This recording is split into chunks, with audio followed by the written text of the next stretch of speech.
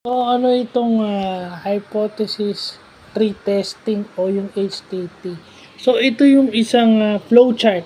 Yung nakita ko dun sa Instagram ng Industrial Knowledge. Isa itong flowchart na nagpapakita ng procedure. Ng flowchart na nagpapakita ng procedure ng pagtitest ng isang hypothesis. Okay? Alam naman natin sa science or nung nag-aaral tayo, ang hypothesis is an educated guess. So, parang assumption mo lang. So, in order para mapatunayang tama yon is gagamit ka ng hypothesis test.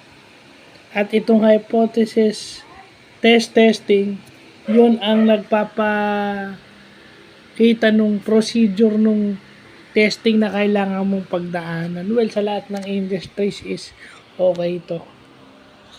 Ito ay ginagamit dun sa, ito ay may statistics na kasama. No, kung statistically okay ba siya, statistically significant ba siya, yung mga ganyan.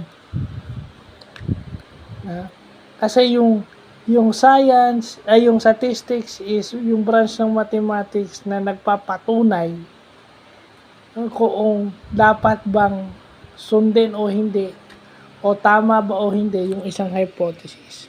So, statistically, mapapatunayan yung hypothesis na yun.